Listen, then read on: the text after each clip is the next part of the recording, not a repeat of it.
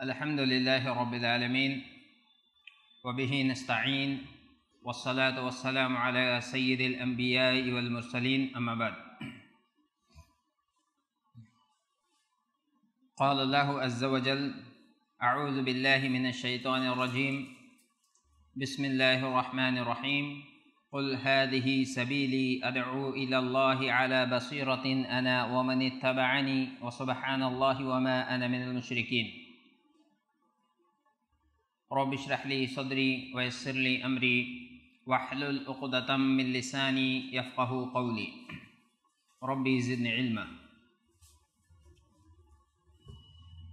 قابل احترام پردہ نشین ماؤں، بہنوں اور بچیوں، اللہ تعالیٰ ہی کے لیے تمام تعریفیں ہیں اور حمد و ثنا ہوں، درود و سلام نازل ہوں نبی آخر الزماں محمد عربی صلی اللہ علیہ وسلم کی ذات گرامی پر۔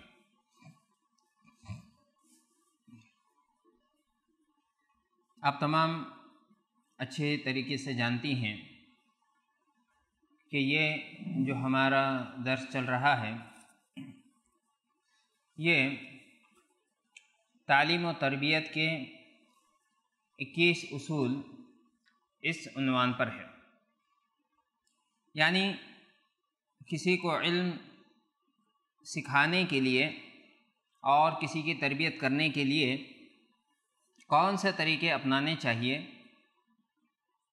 اور ہماری تعلیم اور تربیت میں کن چیزوں کے ذریعے سے نکھار پیدا کیا جا سکتا ہے اور متعلم یعنی جو اسٹوڈنٹ ہے اس کو زیادہ فائدہ کس طریقے سے پہنچایا جا سکتا ہے۔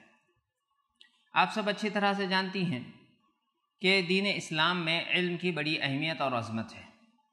اللہ تبارک و تعالیٰ نے سب سے پہلی وحی علم ہی کے تعلق سے نازل فرمائی۔ جب علم سیکھنے کا حکم اللہ تبارک و تعالیٰ نے دیا اور نبی کریم صلی اللہ علیہ وسلم کو ہم سب کے لیے اسوہ اور نمونہ بنایا، تو اس کا یہ لازمی تقاضا ہے کہ اللہ تبارک و تعالیٰ نے اس علم سے متعلق مختلف چیزوں کو، مختلف پہلوؤں کو ہمارے سامنے رکھا اور ساتھ ہی محمد رسول اللہ صلی اللہ علیہ وسلم نے تعلیم و تربیت کے مختلف اصول نمونوں کے ساتھ ہمارے سامنے پیش کیے۔ ایک عجیب بات یہ ہے، آپ نے سنا ہوگا کہ اللہ کے رسول صلی اللہ علیہ وسلم امی تھے، یعنی اللیٹریٹ۔ اللہ کے رسول صلی اللہ علیہ وسلم پڑھنا لکھنا نہیں جانتے تھے، ریڈنگ اور رائٹنگ آپ کو نہیں آتی تھی، لیکن اس کے باوجود نبی کریم صلی اللہ علیہ وسلم کی زندگی کو آپ دیکھیں تو جس طریقے سے آپ نے صحابہ کرام کو تعلیم دی اور ان کی تربیت دی، یہ ہمارے لیے تعلیم کے شعبے میں اور ایجوکیشن کی فیلڈ میں ایک بہت عظیم نمونہ ہے۔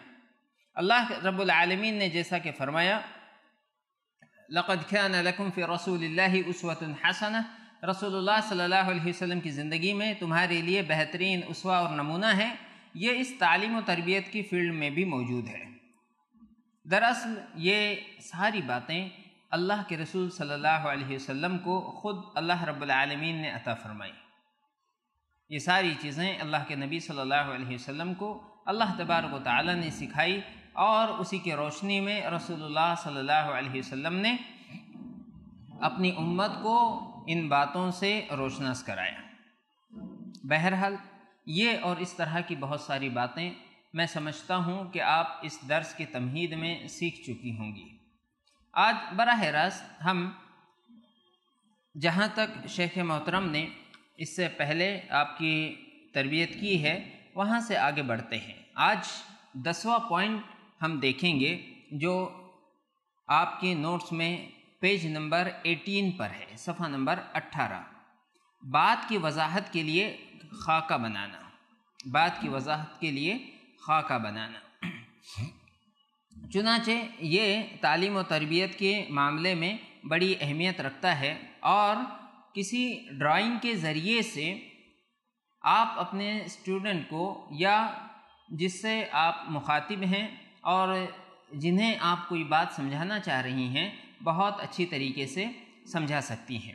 خاص طور سے آپ کے سامنے یہ بات ہوتی ہے کہ جو گھر کے آپ کے چھوٹے بچے ہیں، چاہے اولاد ہوں، چاہے ناتا پوتی ہو، چھوٹے بھائی بہن ہوں، ان کو کوئی بات ہمیں سکھانی اور سمجھانی ہے، اور خاص طور سے دینی معاملات میں تو یہ خاکے کی مدد سے بہت اچھی طریقے سے اس کو سکھایا جا سکتا ہے۔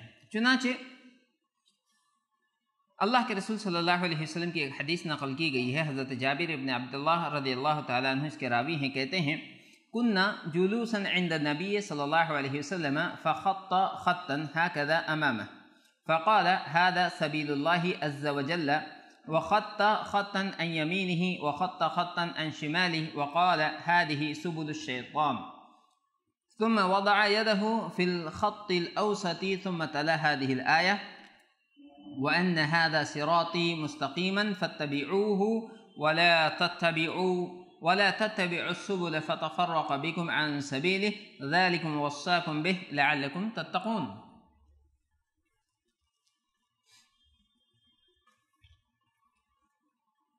اللہ کے رسول صلی اللہ علیہ وسلم کی یہ حدیث ہے، اور حضرت جابر بن عبداللہ رضی اللہ تعالیٰ عنہ اس کے راوی ہیں، کہتے ہیں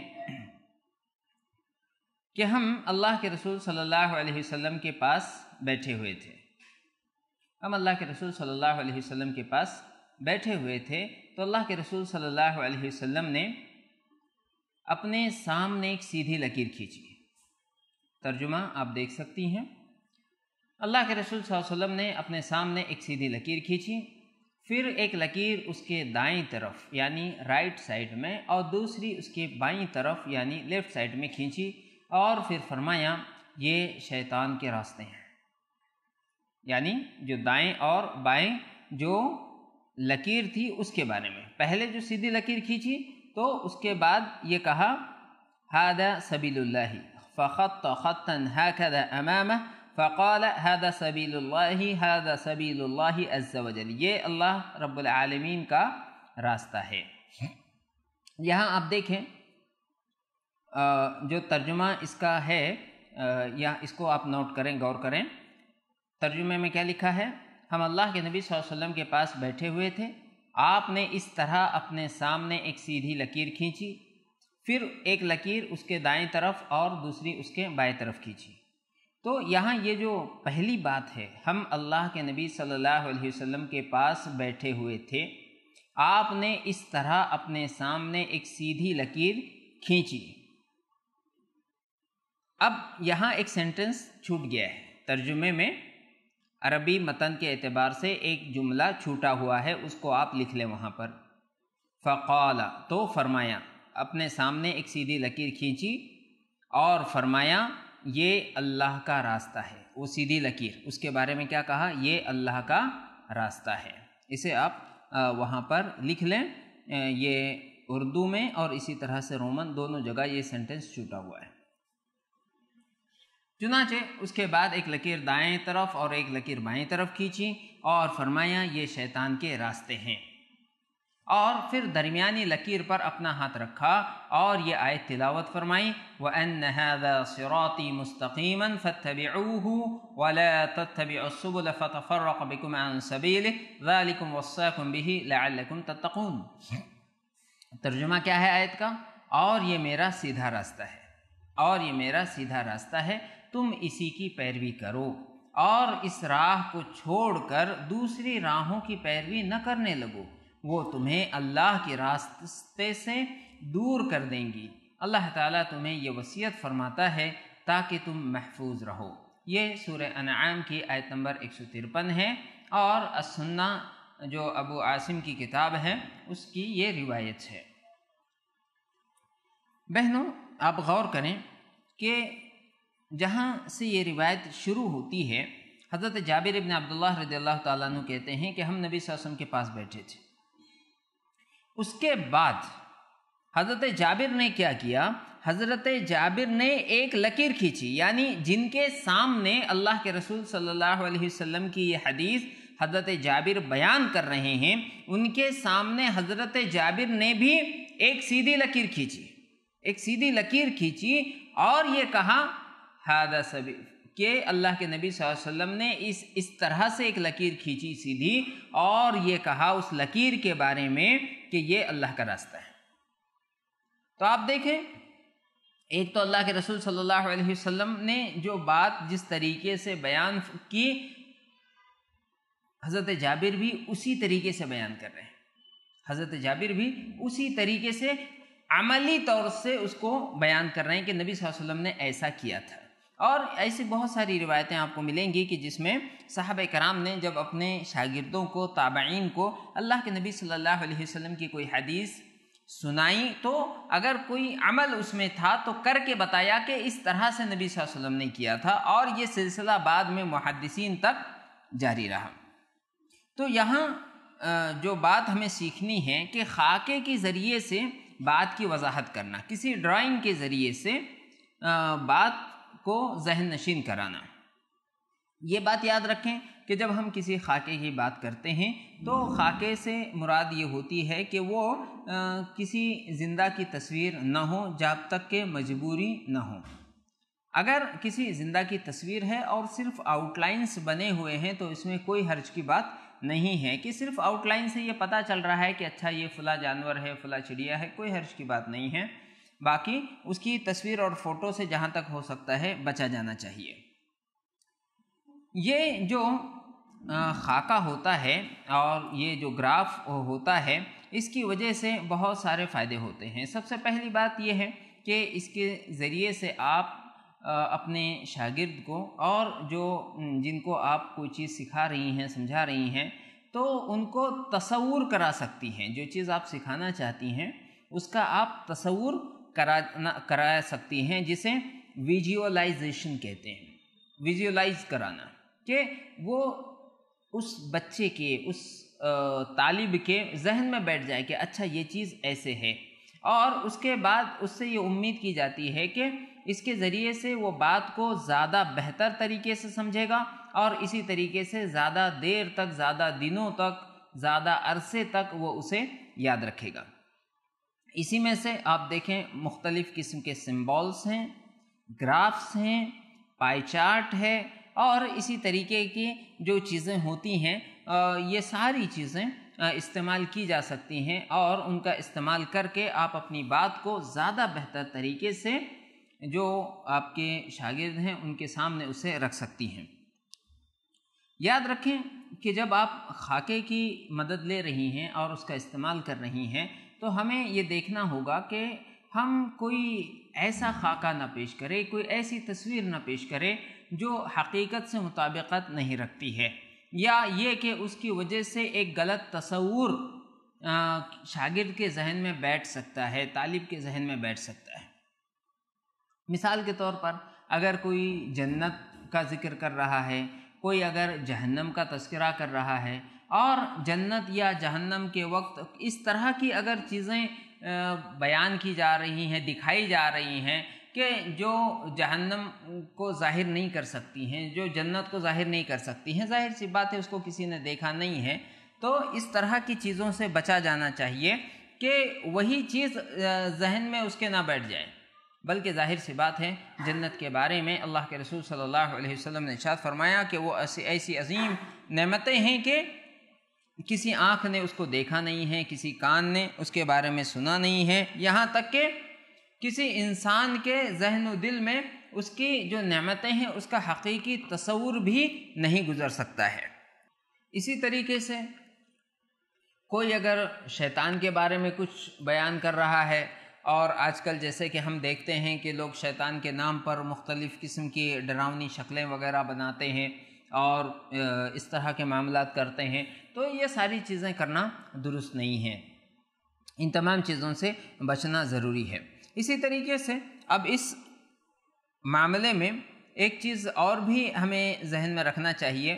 اللہ کے نبی صلی اللہ علیہ وسلم کا طریقہ آپ یہ دیکھیں گی، صحابہ کرام کا یہ طریقہ دیکھیں گی کہ جب وہ کوئی بات بیان کرتے تو اس کے ساتھ دلیل بھی ضرور پیش کیا کرتے تھے۔ بہت ساری حدیثیں آپ کو ملے گی، اللہ کے نبی صلی اللہ علیہ وسلم نے کوئی بات سکھلائی اور اس کے ساتھ دلیل پیش کی۔ چنانچہ اللہ کے رسول صلی اللہ علیہ وسلم نے جب یہاں پر یہ بات بیان فرمائی کہ صراط مستقیم یعنی اللہ رب العالمین نے جو صراط مستقیم دکھایا ہے اور سکھایا ہے وہ یہ ہے، تو اس کے ساتھ ہی اللہ کے رسول صلی اللہ علیہ وسلم نے اس کے بعد آیت کریمہ بھی تلاوت فرمائی۔ آپ دیکھ سکتی ہیں اللہ کہ رسول صلی اللہ علیہ وسلم نے جو آیت کریمہ تلاوت کی لوگوں کے سامنے، وَأَنَّ هَذَا صِرَاطِ مُسْتَقِيمًا، کہ یقیناً یہ میرا سیدھا راستہ ہے۔ اللہ رب العالمین نے قرآن کریم میں جو بات بیان کی اس کا تذکرہ اللہ تعالیٰ نے کیا کہ صراط مستقیم سیدھا راستہ صرف ایک ہے، اور فَاتَّبِعُوهُ، تم سب کو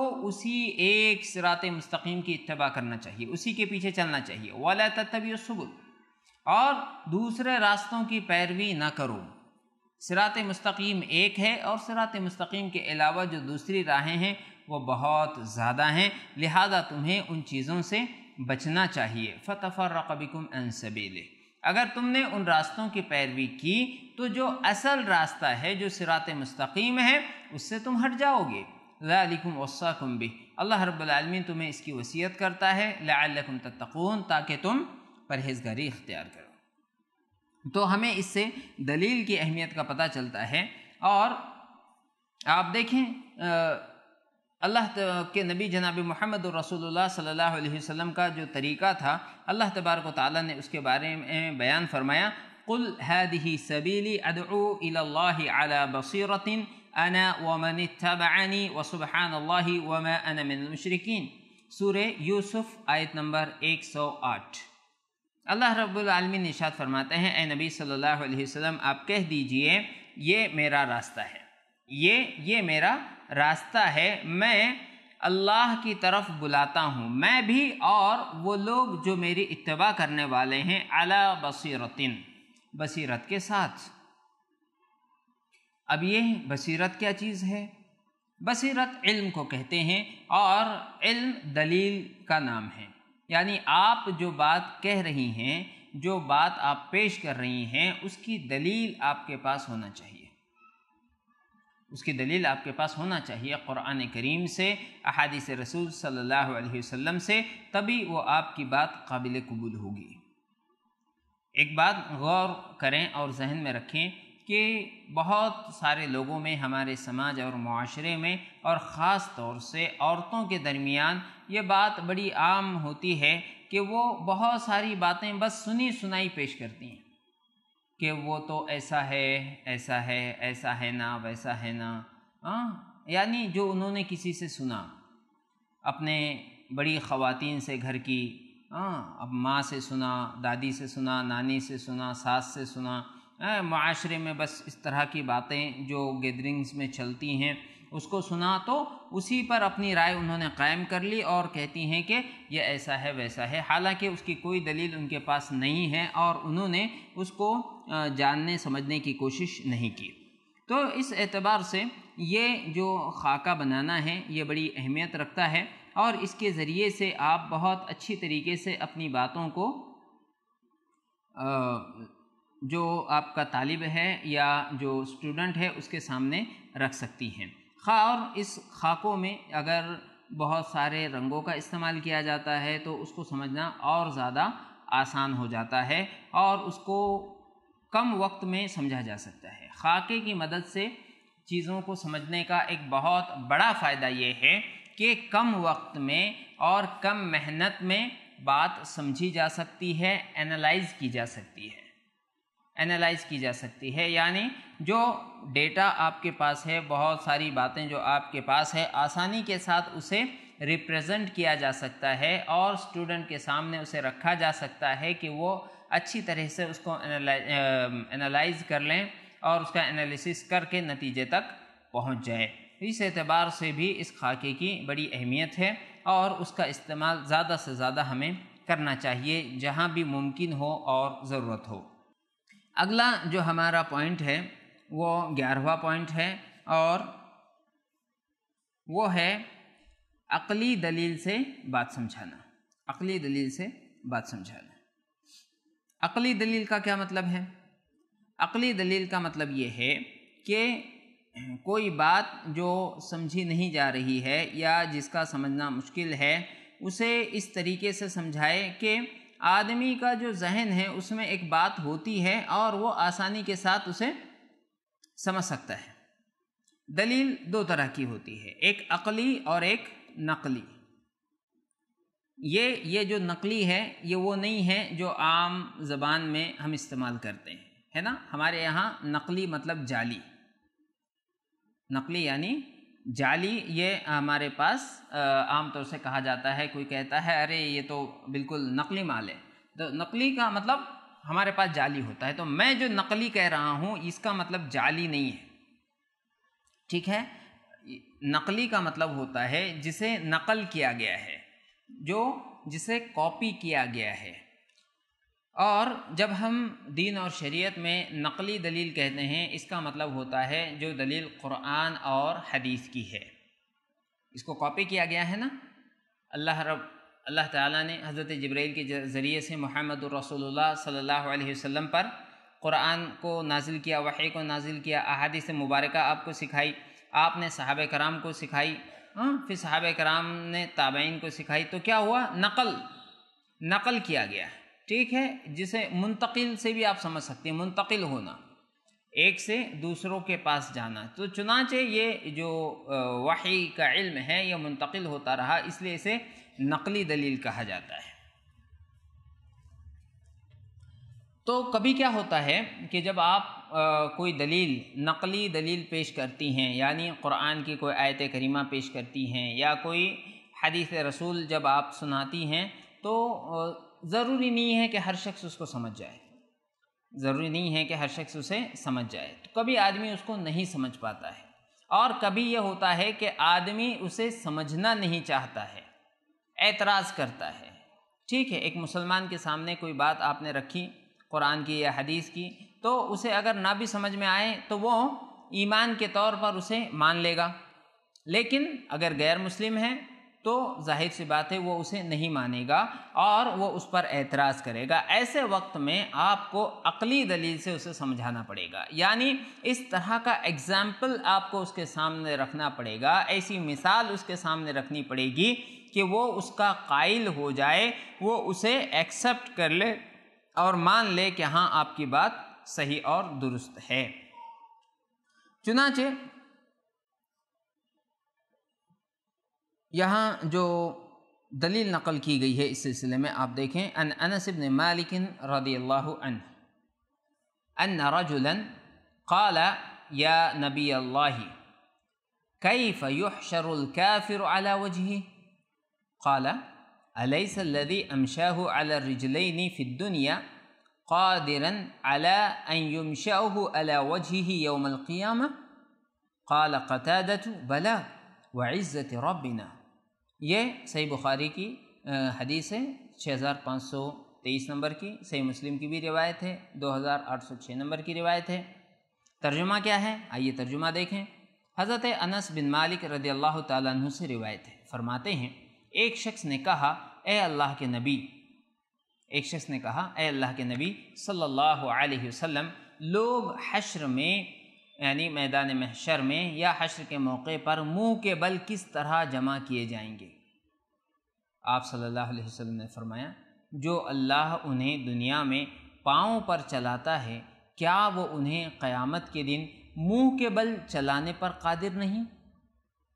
حدیث کے راوی قتادہ رحمہ اللہ نے اس حدیث کو بیان کرنے کے بعد کہا بے شک ہمارے رب کی عزت کی قسم وہ اس پر قادر ہے۔ تو یہ روایت ہے، دیکھیں حضرت انس بن مالک رضی اللہ تعالیٰ عنہ کہتے ہیں کہ ایک شخص نے کہا، یعنی اس سے پہلے اسی موقع پر یا اس سے پہلے اللہ کے نبی صلی اللہ علیہ وسلم نے یہ کہا کہ اللہ رب العالمین کافروں کو قیامت کے دن اپنے چہرے کے بل جمع کرے گا، یعنی چہرے کے بل وہ چلیں گے۔ انسان کیسے چلتا ہے؟ پیروں پہ چلتا ہے۔ کیا ہوگا قیامت کے دن؟ یہ جو کافر ہوں گے یہ چہرے کے بل چلیں گے، یعنی ان کی ذلت، ان کی رسوائی کی یہ انتہائی دلیل ہوں گی۔ تو اب ایک آدمی نے یہ پوچھا، ہے نا، آپ کے بھی ذہن میں بات آ رہی ہوگی کہ آدمی چہرے کے بل کیسے چل سکتا ہے؟ تو ایک آدمی نے پوچھا اللہ کے رسول کہ کافر قیامت کے دن چہرے کے بل کیسے چلے گا، کیسے اس کو جمع کیا جائے گا؟ تو اللہ کے نبی صلی اللہ علیہ وسلم نے اب کیا کہا؟ اللہ کے رسول صلی اللہ علیہ وسلم نے یہ نہیں کہا کہ اللہ تعالیٰ نے اسی طرح سے کہا ہے یا اللہ رب العالمین نے یا قرآن میں اسی طرح کہا ہے، نہیں، اللہ کے رسول صلی اللہ علیہ وسلم نے ایک عقلی دلیل سے اس کو سمجھایا۔ دلیل کیا دی کہ دیکھو، کیا اللہ تبارک و تعالیٰ انہیں دنیا میں پاؤں پر نہیں چلاتا؟ یعنی تم دیکھتے ہو کہ لوگ دنیا میں پاؤں پر چلتے ہیں، ہے نا؟ تو یہ کس نے طاقت دی؟ اللہ نے دی۔ اللہ نے اسے ایسا بنایا کہ وہ پیروں پر چل رہا ہے۔ تو جو آدمی دنیا میں اللہ کے حکم سے اللہ رب العالمین کی صلاحیت، اللہ کی دی ہوئی صلاحیت کی بنیاد پر پاؤں پر چلتا ہے، کیا وہ انہیں قیامت کے دن منہ کے بل چلانے پر قادر نہیں؟ قتادہ رحمہ اللہ نے کیا فرمایا؟ ہمارے رب کی عزت کی قسم، وہ اس پر قادر ہے، یعنی وہ بالکل ایسا کر سکتا ہے۔ تو یہ بات ہوئی کہ اللہ تبارک و تعالیٰ نے جو بات بیان کی ہے کہ اللہ تبارک و تعالیٰ چہرے کے بل جمع کرے گا، اللہ کے رسول صلی اللہ علیہ وسلم نے اسے سمجھایا عقلی دلیل سے۔ میں آپ کو 30 سیکنڈ کا ٹائم دیتا ہوں، آپ یہ سوچیں کہ کوئی آپ کے سامنے یہ بات کہہ رہا ہے تو آپ اسے کیسے قائل کر سکتی ہیں کہ یہ تو اللہ کے لیے کوئی مشکل نہیں ہے؟ عقلی دلیل سے کیسے سمجھایا جا سکتا ہے؟ آپ اپنے ذہن میں اس کو سوچیں، تصور کریں، کیا کوئی ایسی عقلی دلیل آپ کے ذہن میں آتی ہے؟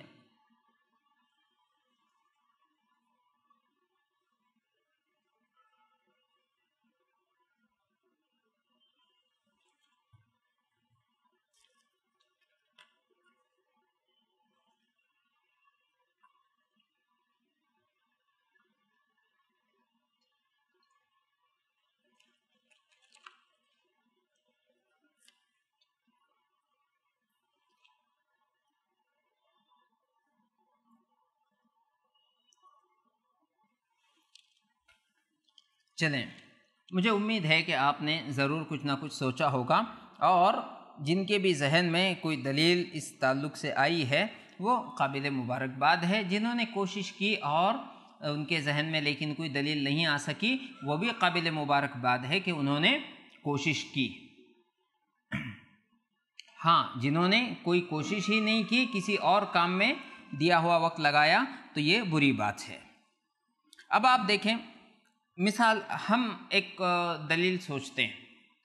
آپ دیکھیں، انسان 2 پیروں پہ چلتا ہے، بیل کتنے پیروں پہ چلتا ہے؟ بیل 4 پیروں پہ چلتا ہے۔ آپ سوچیں کہ کوئی یہ کہے کہ بیل 2 پیر پہ چلنے لگا، تو کوئی مانے گا؟ کوئی نہیں مانے گا کہ بیل کیسے 2 پیروں پہ چل سکتا ہے۔ بیل کی یہ صلاحیت ہے کہ وہ 4 پیروں پہ چلے، اس کو اسی طریقے سے بنایا گیا ہے۔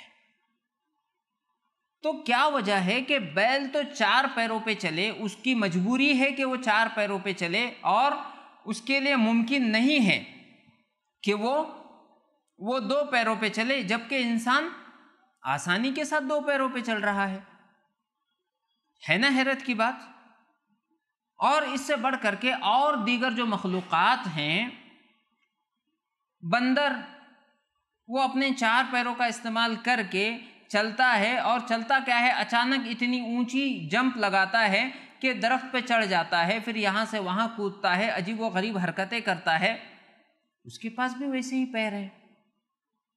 یہ سارا فرق یہ اللہ تبارک و تعالیٰ کا ہے۔ اللہ تبارک و تعالیٰ نے جس کو جیسے چاہا بنایا، جس کو جیسے چاہا بنایا۔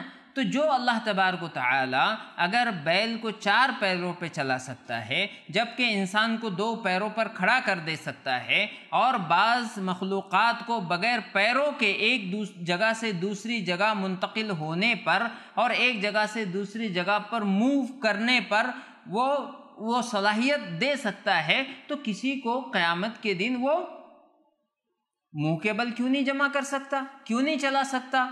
یہ تو اس کے لیے بالکل آسان ہے۔ اللہ کا معاملہ تو یہ ہے کہ وہ کسی چیز کا ارادہ کرتا ہے تو کہہ دیتا ہے کن فیکون، ہو جا، اور وہ چیز ہو جاتی ہے۔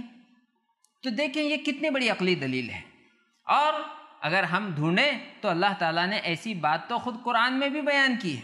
آئیے دیکھتے ہیں سورہ نور آیت نمبر 45۔ سورہ نور آیت نمبر 45 اللہ تعالیٰ ارشاد فرماتے ہیں وَاللَّهُ خَلَقَ كُلَّ دَابَّةٍ مِّن مَّاءٍ فَمِنْهُم مَّن يَمْشِي عَلَى بَطْنِهِ وَمِنْهُم مَّن يَمْشِي عَلَى رِجْلَيْنِ وَمِنْهُم مَّن يَمْشِي عَلَى أَرْبَعٍ يَخْلُقُ اللَّهُ مَا يَشَاءُ إِنَّ اللَّهَ عَلَى كُلِّ شَيْءٍ قَدِيرٌ۔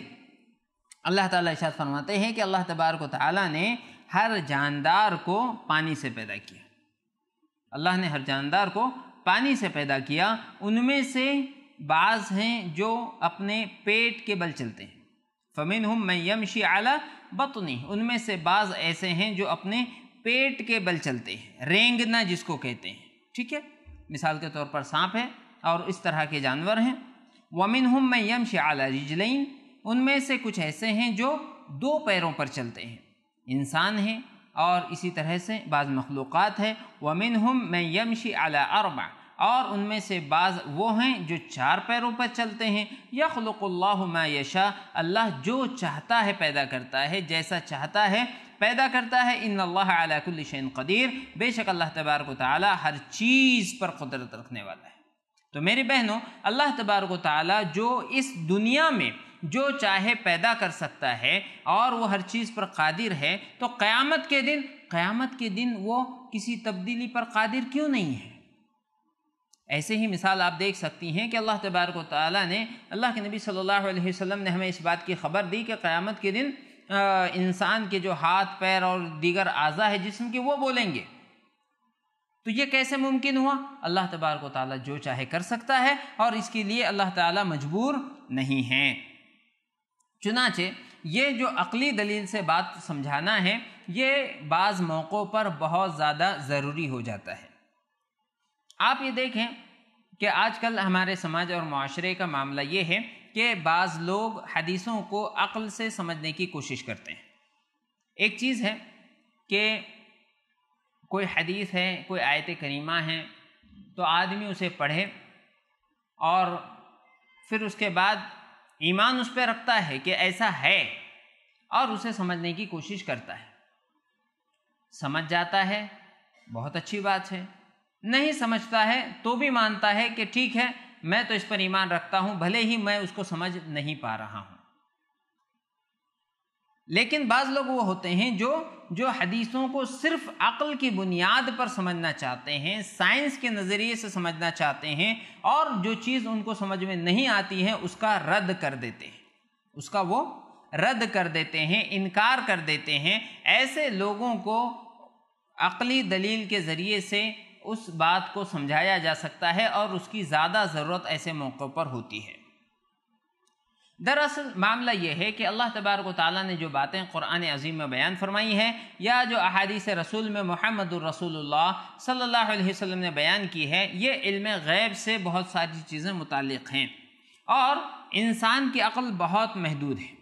انسان کی عقل بہت محدود ہے، اس کے سوچنے اور سمجھنے کی جو صلاحیت ہے وہ بہت ہی لمیٹڈ ہے، جس کی وجہ سے بہت ساری باتیں وہ سمجھ نہیں سکتا ہے، بہت ساری باتیں وہ سمجھ نہیں سکتا ہے، جبکہ اللہ تبارک و تعالیٰ نے اپنے لامحدود علم کے ذریعے سے چیزیں قرآن میں بیان کی اور محمد الرسول اللہ صلی اللہ علیہ وسلم کو سکھائیں، جو اللہ کے رسول صلی اللہ علیہ وسلم نے اپنی احادیث مبارکہ میں بیان فرمائی ہیں۔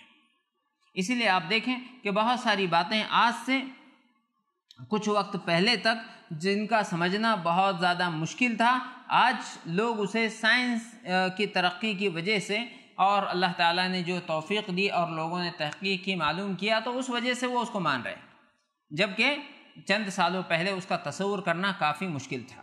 تو کیا جب اس کا تصور کرنا مشکل تھا تو اس کا انکار کر دیا جائے گا؟ ہرگز نہیں۔ آپ دیکھیں ایک مثال ہے اعمال کا وزن کرنا، ہے نا؟ آپ سب نے سنا ہوگا کہ اللہ تبارک و تعالیٰ قرآن میں ارشاد فرماتا ہے، احادیث رسول میں اللہ کے نبی صلی اللہ علیہ وسلم نے بہت ساری جگہوں پر بیان کیا کہ اللہ تبارک و تعالیٰ اعمال کا وزن کرے گا۔ ہے نا، ترازو قائم کیے جائیں گے اور اعمال کا وزن ہوگا۔ اب اعمال کا وزن کیسے ہوگا؟ اعمال کا وزن کیسے ہوگا؟ اعمال دکھتے ہیں، ٹھیک ہے، ایک آدمی کر رہا ہے، اس وقت تو نظر آیا کہ وہ کر رہا ہے، بٹ جب وہ کر چکا وہ عمل کہاں گیا؟ اس کو کیسے اس کو گھیرا جائے گا؟ کیسے اس کا وزن کیا جائے گا؟ کچھ اعمال تو ایسے ہیں جس کا تعلق دل سے ہے، کچھ ایسے اعمال ہیں جن کا تعلق زبان سے ہے، اس میں ایکٹ بھی نہیں ہوتا ہے، تو کیسے ان کا وزن کیا جائے گا؟ میری بہنوں، آپ سوچیں، اگر کوئی شخص اس طرح کا اعتراض کرتا ہے،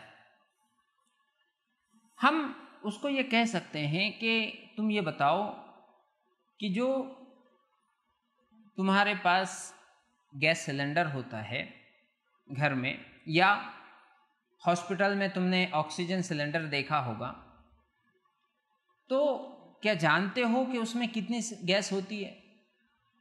آف کورس، جو ہمارے پاس گیس سلنڈر گھر میں آتا ہے 14 kg کا ہے، جو ہاسپٹلس میں ہوتے ہیں الگ الگ چھوٹے بڑے سلنڈرز ہوتے ہیں، اس کا بھی وزن معلوم ہے کہ اس میں اتنے kg آکسیجن بھرا ہوا ہے۔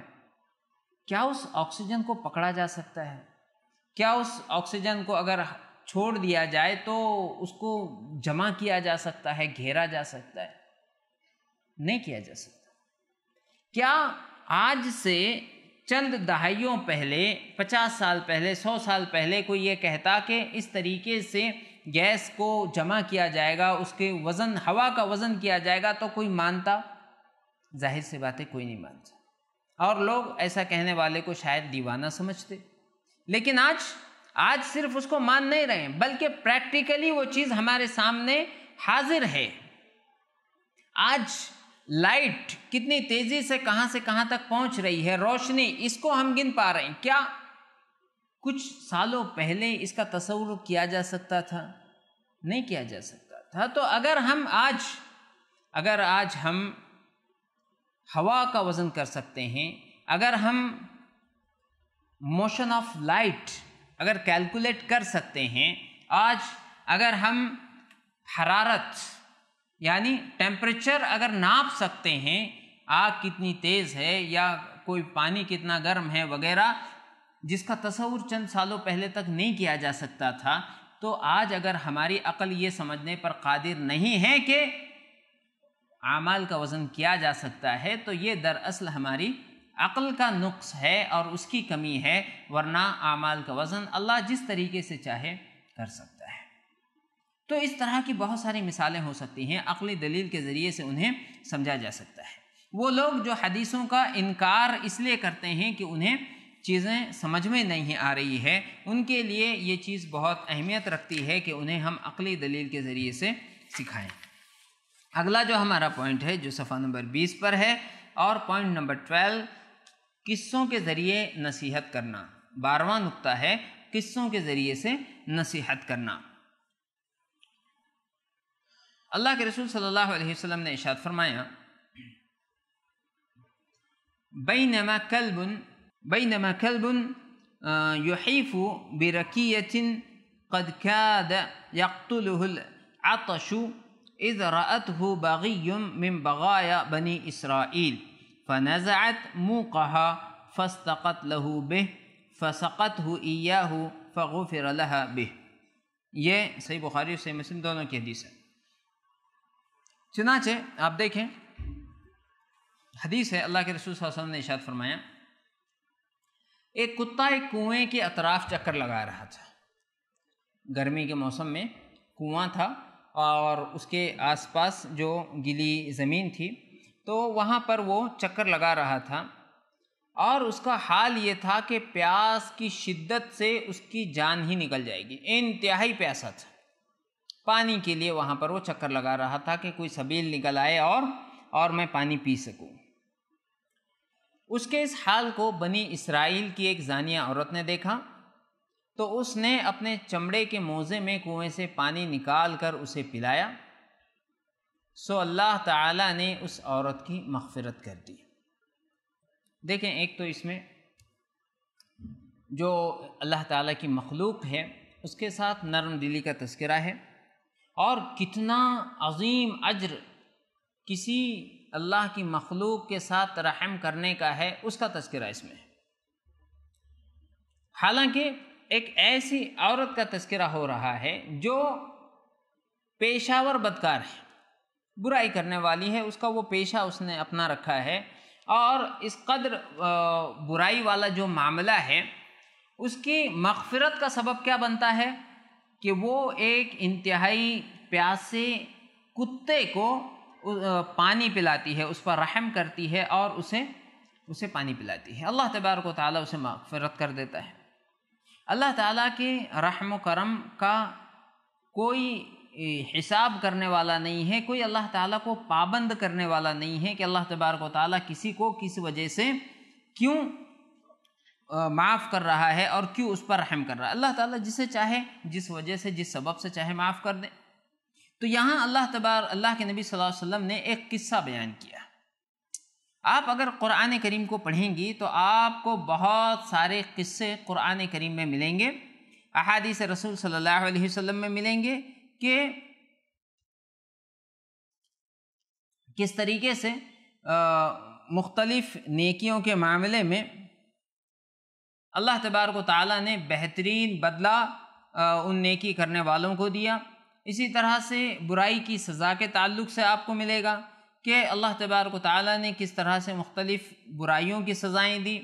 مثال کے طور پر آپ دیکھیں کہ اللہ تبارک و تعالیٰ نے قارون کا تذکرہ کیا، قرآن کریم میں اللہ تبارک و تعالیٰ نے قارون کا تذکرہ کیا ہے کہ قارون کو اللہ تبارک و تعالیٰ نے اس کی سزا اسی دنیا میں کس طرح سے دے دی۔ واقعہ آپ دیکھیں، اللہ تعالیٰ نے بیان فرمایا کہ ایک مرتبہ قارون اپنے خزانوں کے ساتھ عالی شان سواری پر اتراتا ہوا نکلا، اور یہ قارون جو تھا یہ خود حضرت موسیٰ علیہ السلام کے قوم کا آدمی تھا، لیکن کہتے ہیں نا کہ جب کسی کے پاس مال آ جاتا ہے اور وہ مال اگر وہ اللہ تعالیٰ کا شکر گزار بندہ نہیں ہے تو اس کے سر چڑھ کر کے بولنے لگتا ہے۔ چنانچہ اس نے اپنی ہی قوم پر ظلم و زیادتی شروع کر دی تھی، لہذا اللہ تبارک و تعالیٰ نے اس کے گھمنڈ کی وجہ سے، اس کے غرور کی وجہ سے اسے اس کے محل سمیت دھسا دیا زمین میں، اور یہ کہا کہ قیامت تک یہ اسی طریقے سے دھستا رہے گا۔ چنانچہ یہ برائی کی سزا کا معاملہ ہو گیا۔ آپ نیکی کا بدلہ دیکھیں، اللہ تبارک و تعالیٰ نے قرآن کریم میں بہت سارے واقعات اس طرح سے بیان کیے، جیسے سورہ کہف کو آپ دیکھیے، سورہ کہف میں اللہ تعالیٰ نے اصحاب الکہف کا تذکرہ کیا ہے۔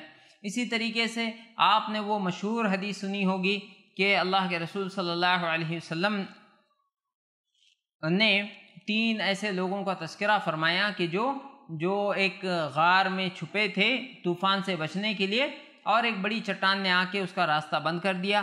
چنانچہ ان تینوں نے اپنی اپنی عبادتوں کا حوالہ دے کر اللہ تبارک و تعالیٰ سے دعا کی، اور اللہ تبارک و تعالیٰ نے ان کی دعا قبول فرمائی، اور اس مصیبت اور اس پریشانی سے نکلنے میں اللہ تبارک و تعالیٰ نے ان کی مدد کی اور وہ وہاں سے نکل گئے۔ اسی طریقے سے اللہ کے عذاب کے تعلق سے بہت سارے واقعات قرآن و حدیث میں بیان کیے گئے ہیں۔ فرعون کو لے لیجئے، اللہ تبارک و تعالیٰ نے فرعون کا کتنا تفصیل سے ذکر قرآن کریم میں کیا ہے، اور یہاں تک کہ اس کی موت کا اور اللہ تبارک و تعالیٰ کے اس پر عذاب کا جو تذکرہ کیا ہے وہ بھی بڑا عبرتناک ہے۔ اللہ رب العالمین نے یہ کہا کہ حضرت موسیٰ علیہ السلام اپنی قوم کو لے کر کے چلے راتوں رات، صبح جب فرعون کو اور اس کی قوم کو پتہ چلا تو وہ بھی لشکر لے کر کے پیچھے پیچھے چلے آئے، یہاں تک کہ اللہ تبارک و تعالیٰ نے حضرت موسیٰ کو حکم دیا، آپ نے جو اپنا عصا تھا وہ مارا سمندر پر، دریا پر، راستہ بن گیا، حضرت موسیٰ اپنی قوم کے ساتھ پار ہو گئے، اور اللہ تبارک و تعالیٰ نے سب کے سامنے فرعون کو اسی دریا میں ڈبا دیا جس میں سے معجزاتی طور پر حضرت موسیٰ علیہ السلام اور آپ کی قوم کو نکالا تھا۔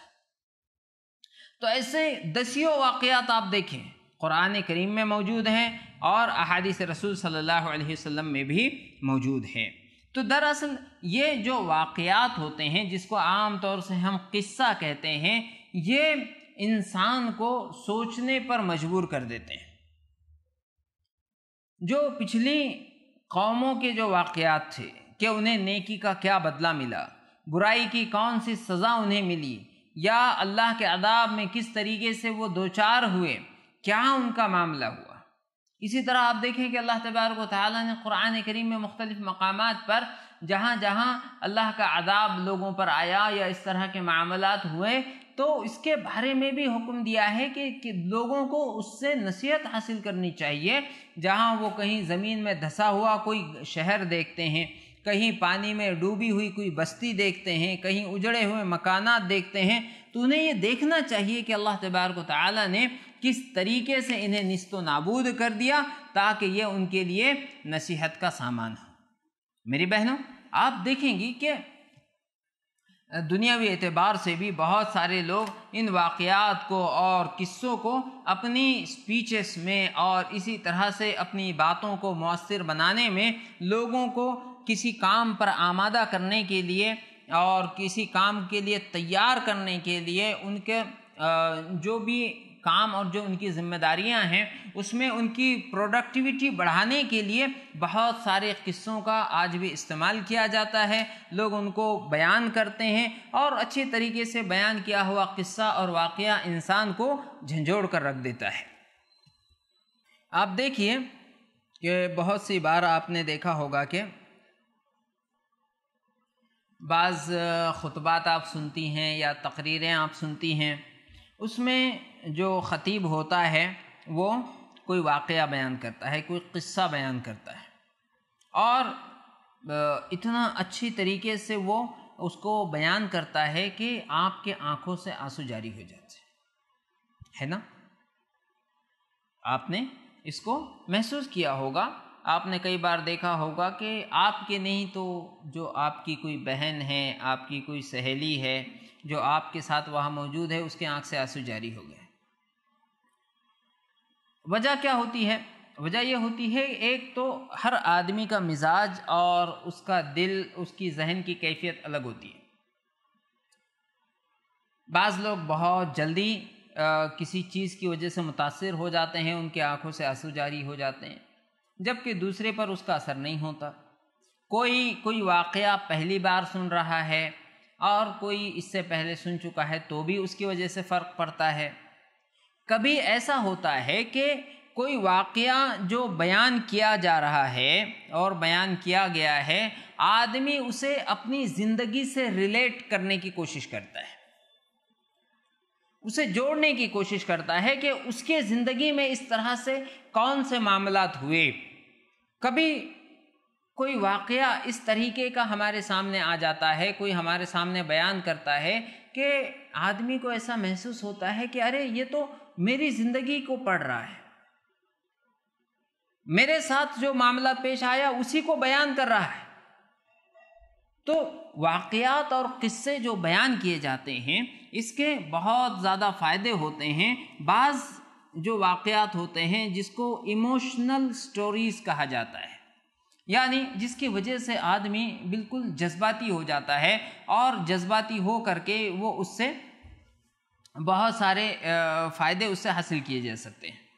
کبھی کیا ہوتا ہے کہ کچھ واقعات موٹیویشنل ہوتے ہیں، موٹیویٹ کیا جاتا ہے اس سے سامع کو، سننے والے کو اس کی وجہ سے کسی کام کے کرنے کے لیے آمادہ کیا جاتا ہے۔ ایک آدمی ہے، نروس ہو چکا ہے، مایوس ہو چکا ہے اپنی زندگی سے، اپنے کام سے، اور اسے ایسا لگتا ہے کہ میں یہ کام نہیں کر سکوں گا، ہمت ہار رہا ہے وہ۔ اس کے سامنے ایک ایسا واقعہ پیش کیا جاتا ہے، چاہے وہ قرآن و حدیث کا واقعہ ہو یا دنیاوی کوئی واقعہ ہو، جس کی وجہ سے اس کے اندر ہمت واپس لوٹ آتی ہے۔ وہ جو سمجھ رہا تھا کہ یہ میرے بس کا نہیں ہے، میں اس کو نہیں کر سکوں گا، اسے یہ لگتا ہے کہ نہیں، میں اسے کر سکتا ہوں، کم از کم مجھے کرنے کی کوشش کرنی چاہیے۔ اگر میں کوشش کرتا ہوں تو بہت امید ہے کہ میں اسے کر لے جاؤں گا۔ ایٹ لیسٹ آپ اس کے ذہن میں یہ بات ڈالنے میں کامیاب ہو جاتی ہیں کہ کم سے کم تم کرو گے تو اللہ رب العالمین کے پاس، دنیا والوں کے پاس، یا کم از کم اپنے آپ، اپنے ذہن میں، اپنے جی میں تو تمہیں یہ خیال رہے گا کہ میں نے کوشش کی، آئی ٹرائیڈ، میں نے کوشش تو کی، ظاہر سے بات ہے کامیابی اور ناکامی اللہ رب العالمین کے اختیار میں ہیں، تو یہ جو قصوں کے ذریعے سے نصیحت ہے یہ بہت مفید ہوتی ہے۔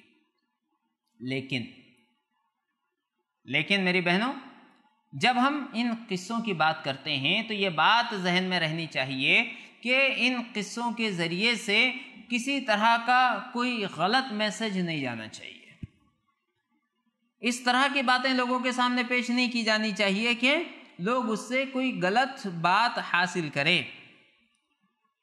مثال کے طور پر کوئی اس طرح کے واقعات پیش کرتا ہے کہ جس کی وجہ سے کسی کے ذہن میں کوئی برا خیال پیدا ہوتا ہے، برائی کرنے کا خیال پیدا ہو رہا ہے، خودکشی کرنے کا خیال پیدا ہو رہا ہے، اس کے ذریعے سے کسی گناہ کی رغبت اس کے اندر پیدا ہو رہی ہے، اس کے اندر مایوسی پیدا ہو رہی ہے۔ اس طرح کے واقعات اور قصوں سے سراسر بچنا چاہیے۔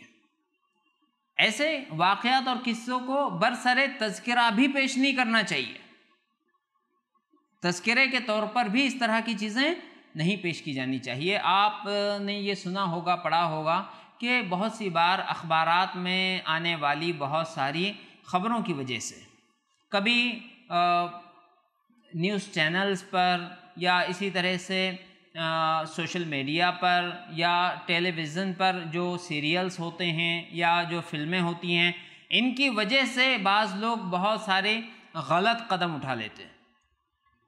خودکشی کا معاملہ ہو سکتا ہے، کوئی برائی کرنے کا معاملہ ہو سکتا ہے، چوری کرنے کا معاملہ ہو سکتا ہے، کسی کو قتل کرنے کا معاملہ ہو سکتا ہے۔ ایسے بہت سارے گناہ کیوں کیا اس نے کسی قصے کی وجہ سے ایسا کیا، وہ چاہے قصہ سچا تھا یا جھوٹا تھا، اس کی وجہ سے اس نے ایسا کیا۔ تو اس طرح کی باتوں سے ہمیں بہت زیادہ پرہیز کرنے کی ضرورت ہے۔ اسی طرح سے جھوٹا قصہ چاہے وہ جتنا موٹیویشنل ہو، چاہے وہ جتنا ایموشنل ہو، چاہے وہ اس سے جتنا بھی اچھا فائدہ نظر آتا ہو، جھوٹے قصے کو ہاتھ نہیں لگانا ہے۔ یاد رکھیے اس بات کو۔ ہمارے سماج میں بہت سارے ایسے لوگ ہیں جو دعوت کا بڑا دعویٰ کرتے ہیں اور وہ یہ سمجھتے ہیں کہ وہ دعوت کے میدان میں بہت زیادہ محنت کر رہے ہیں اور بہت زیادہ وقت، پیسہ، سب کچھ خرچ کر رہے ہیں، اور ان کی دعوت آپ دیکھیں گی کہ اکثر و بیشتر جھوٹ پر مبنی ہے۔ جھوٹے قصے بیان کرتے ہیں، جھوٹے کہانیاں بیان کرتے ہیں، اپنی طرف منسوب کرتے ہیں، دوسروں کی طرف منسوب کرتے ہیں۔ تو یہ اگر جھوٹے قصے اور کہانیاں استعمال کی جا رہی ہیں تو یہ کبھی بھی فائدہ مند ہونے والے نہیں ہیں، اس کو یاد رکھیے۔ الحمدللہ قرآن کریم میں، احادیث مبارکہ میں ہمارے پاس اتنے واقعات اور اتنے قصص موجود ہیں کہ آپ کو ان سچے واقعات اور قصوں کو چھوڑ کر کے اور کہیں جانے کی ضرورت نہیں ہے۔ تو بہرحال قصوں کے ذریعے سے نصیحت کرنا ایک مفید اور کارآمد ذریعہ ہو سکتا ہے۔ آج کا ہمارا آخری جو پوائنٹ ہے، پوائنٹ نمبر 13واں نقطہ ہے عملی طور پر اعمال کا طریقہ سکھانا۔ عملی طور پر اعمال کا طریقہ سکھانا، پریکٹیکلی کسی کام کو پریکٹیکلی سکھانا، کر کے بتانا کہ کس طریقے سے یہ چیز ہوتی ہے۔ اور دیکھیں بہت سارے جو کام ہوتے ہیں تھیوریٹیکلی آپ انہیں جتنا بھی سمجھانے کی کوشش کریں، جب تک پریکٹیکلی ان کو نہیں کیا جاتا ہے وہ چیزیں کامیاب نہیں ہو سکتی ہیں۔ بعض چیزیں تو ایسی ہوتی ہیں کہ اس کا تصور ہی نہیں کیا جا سکتا ہے کہ بغیر پریکٹیکل کے وہ چیز ہو سکے۔ مثال کے طور پر آپ دیکھیں کہ جو ڈاکٹرز ہوتے ہیں، میڈیکل فیلڈ کے جو اسٹوڈنٹس ہوتے ہیں، انہیں بہت ساری چیزیں پریکٹیکلی کر کے بتائی جاتی ہیں، انہیں سے کروایا جاتا ہے، اور جب وہ اس کو کر چکتے ہیں تب جا کر کے وہ ایسا کرنے پر قادر ہوتے ہیں، ورنہ عام آدمی کا معاملہ یہ ہوتا ہے کہ وہ اگر ڈاکٹر کو دیکھ لے کہ وہ کسی کو ٹانکے لگا رہا ہے تو خود ہی بے ہوش ہو جائے، ہے نا۔ لیکن جو ڈاکٹر ہوتا ہے وہ اس کے دل کا بھی آپریشن کر رہا ہے، اس کے دماغ کا بھی آپریشن کر رہا ہے، نہ جانے کیا کیا کر رہا ہے، اور آسانی کے ساتھ کر رہا ہے۔ کیوں ہوا ایسے؟ کیسے ممکن ہوا؟ اس لیے کہ اس نے پریکٹیکلی اس کو انجام دیا اور سیکھا۔ آئیے حدیث رسول دیکھتے ہیں. عن عمار رضی اللہ عنہ فی التیمم قال فقال النبی صلی اللہ علیہ وسلم انما كان يكفيك هكذا فضرب النبي صلی اللہ علیہ وسلم بكفيه الارض ونفخ فيهما ثم مسح بهما وجهه وكفيه. صحیح بخاری اور صحیح مسلم کی بھی دونوں کی یہ بھی روایت ہے. ٹھیک ہے, آئیے ترجمہ دیکھتے ہیں. حضرت عمار رضی اللہ تعالیٰ عنہ کہتے ہیں تیمم کے بارے میں آپ کی یہ روایت ہے کہ حضرت عمار رضی اللہ تعالیٰ عنہ نے کہا اللہ کے نبی صلی اللہ علیہ وسلم نے فرمایا تمہارے لیے تو بس اتنا ہی کافی تھا, تمہارے لیے تو بس اتنا ہی کافی تھا. اور کیا کیا؟ اللہ کے نبی صلی اللہ علیہ وسلم نے اپنی دونوں ہتھیلیاں زمین پر ماری, اپنی دونوں ہتھیلیاں زمین پر ماری, ان میں پھونکا, یعنی ہتھیلیاں زمین پر ماری, اس کے بعد ان ہتھیلیوں کو سیدھا کیا اپنے منہ کے سامنے اور ان میں پھونکا, اور پھر انہیں اپنے چہرے اور دونوں کفین یعنی کلائیوں تک ہاتھوں پر پھیر دیا. پہلے چہرے پہ پھیرا اور اسی طرح سے دوبارہ زمین پہ مارے بغیر کلائیوں پر بھی پھیر دیا. آپ دیکھیں اللہ کے رسول صلی اللہ علیہ وسلم نے یہاں کیا کیا, اپنے صحابی رسول کو پریکٹیکلی تیمم کا طریقہ سکھایا. اب جب صحابی رسول نے اللہ کے رسول صلی اللہ علیہ وسلم کو یہ عمل کرتے ہوئے دیکھا ہوگا تو آپ سوچئے کیا وہ چیز ذہن میں نہیں بیٹھ گئی ہوگی؟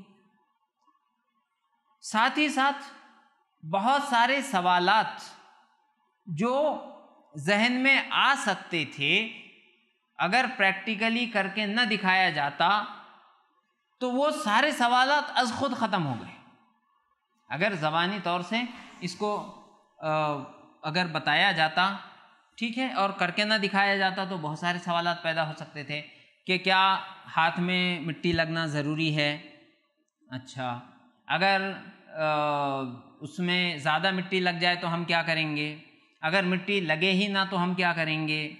ٹھیک ہے, اور ہاتھ میں ملنا ہے تو کہاں تک ملنا ہے؟ بہت ساری باتیں ہو سکتی تھی, لیکن جو پریکٹیکلی کر کے دکھایا تو پتہ ہی چل گیا کہ یہ اس طریقے سے کرنا ہے اور اس کے علاوہ باقی اور کچھ کرنے کی ضرورت نہیں ہے.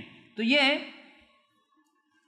اللہ کے رسول صلی اللہ علیہ وسلم نے اپنے صحابی کو عمل جو تیمم کا تھا اسے کر کے دکھایا اور کہا کہ ارے تمہارے لیے تو بس اتنا ہی کافی تھا. اصل میں اس کا جو پس منظر ہے حدیث کا وہ یہ ہے کہ اللہ کے رسول صلی اللہ علیہ وسلم کے دو صحابہ ایک سفر میں گئے اور سفر میں جانے کے بعد راستے میں انہیں غسل کرنے کی حاجت ہوئی. تو ان میں سے جو بھی مجبوری ان کے ساتھ تھی وہ غسل نہیں کر سکتے تھے, تو کیا ہوا کہ زمین میں وہ لوٹ گئے, زمین میں یعنی اپنے آپ کو مٹی میں پورا بھرا لیا اور اس طریقے سے انہوں نے کیا. تو اس کے بعد اللہ کے رسول صلی اللہ علیہ وسلم نے یہ بات بیان کی تھی کہ تمہارے لیے اتنا کافی تھا کہ تم ایسا ایسا کر لیتے, یعنی تیمم کر لیتے تو یہ غسل کا بدل ہو جاتا.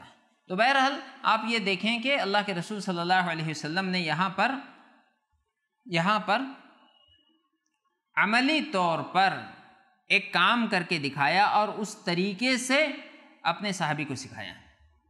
فائدے کیا ہیں؟ فائدے اس کے بہت سارے ہیں اور انہیں فائدوں کو دیکھتے ہوئے اللہ تبارک و تعالیٰ نے بھی پریکٹیکلی انسان کو کچھ سکھایا ہے.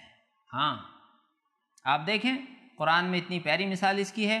اللہ رب العالمین ارشاد فرماتے ہیں سورہ مائدہ آیت نمبر 31, سورہ مائدہ آیت نمبر 31, فبعث اللہ غرابا یبحث فی الارض لیریہ کیف یواری سوءۃ اخیہ قال یا ویلتا اعجزت ان اکون مثل هذا الغراب فاواری سوءۃ اخی فاصبح من النادمین. اللہ تعالیٰ ارشاد فرماتے ہیں تو اللہ تبارک و تعالیٰ نے ایک کوہ بھیجا. یہ واقعہ ہے حضرت آدم علیہ السلام کے دونوں بیٹوں کا. حابل اور قابل کے بارے میں آپ نے سنا ہوگا, یہ ان دونوں کا واقعہ ہے. دونوں کے بیچ قربانی کو لے کر کے جب اختلاف ہوا اور ایک نے دوسرے کو قتل کر دیا, قابل نے حابل کو قتل کر دیا. اب کیا کیا جائے؟ یعنی یہ پہلی موت ہے، اب کیا کیا جیا ہے، بھائی تو مر گیا، مرا پڑا ہوا ہے، اب کریں کیا؟ تو اللہ تبارک و تعالیٰ نے کیا کیا؟ فبعث اللہ غرابا، اللہ تعالیٰ نے ایک کوا بھیجا، یبحث فی الارض، وہ زمین اپنے پنجوں سے کریدنے لگا، پنجوں سے اپنے کریدنے لگا، لیریہ کیف یعاری سوءۃ اخیہ، تاکہ اسے سمجھائے کہ اپنے بھائی کی لاش کے ساتھ اسے کیا کرنا چاہیے، جو ڈیڈ باڈی ہے اس کے ساتھ کیا کرنا ہے۔ وہ کوے نے پریکٹیکلی اس کو بتایا کہ اپنے ہاتھوں سے جو بھی ذریعہ ہے اس سے زمین کو کھودا جائے اور اس میں اس کو گاڑ دیا جائے۔ قال یا ویلتا اعجزت ان اکون مثل هذا الغراب، اس کہنے لگا ہائے افسوس، میں اس کوے سے زیادہ گیا گزرا ہو گیا کہ مجھے اتنی بھی بات سمجھ میں نہ آئی کہ کس طریقے سے اپنے بھائی کی لاش کو دفن کرنا چاہیے۔ فاصبح من النادمین، اور وہ بڑا نادم ہوا، شرمندہ ہوا۔ میری بہنوں، آپ دیکھیں کہ اللہ تبارک و تعالیٰ نے یہاں پر قابل کے لیے کوے کے ذریعے سے ایک تعلیم دی کہ کس طریقے سے اپنے بھائی کی لاش کو اسے دفن کرنا چاہیے۔ دراصل یہ جو عملی طریقہ ہے چیزوں کو سکھانے کا، یہ بہت سارے فائدے اپنے ساتھ لاتا ہے۔ کیا فائدے ہیں؟ ایک فائدہ تو یہ ہے کہ اس کے ذریعے سے اٹینشن ہوتا ہے، یعنی آپ جس سے بات کر رہی ہیں، جن کو سکھا رہی ہیں اپنے بچوں کو، تو جب آپ پریکٹیکلی کوئی چیز کر کے دکھائیں گی تو وہ سارے بچے، اگر زیادہ بچے ہیں خاص طور سے، تو وہ سب اٹینشن ہوں گے اور بالکل آپ ہی کو اٹینڈ کریں گے، وہ غور سے آپ کو دیکھ رہے ہوں گے کہ کیا بتایا جا رہا ہے، لہذا ان کی پوری توجہ آپ کی طرف ہوگی۔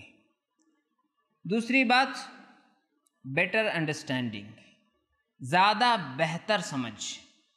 ایک بات جو پریکٹیکلی نہیں سکھائی جا رہی ہے، اورلی سکھائی جا رہی ہے، تو اس میں بات جتنی سمجھ میں آئے گی، اس کے مقابلے میں اگر عملی طریقہ اختیار کیا جاتا ہے تو وہ بات زیادہ بہتر طور پر سمجھ میں آتی ہے، وہ بات زیادہ بہتر طور پر سمجھ میں آتی ہے۔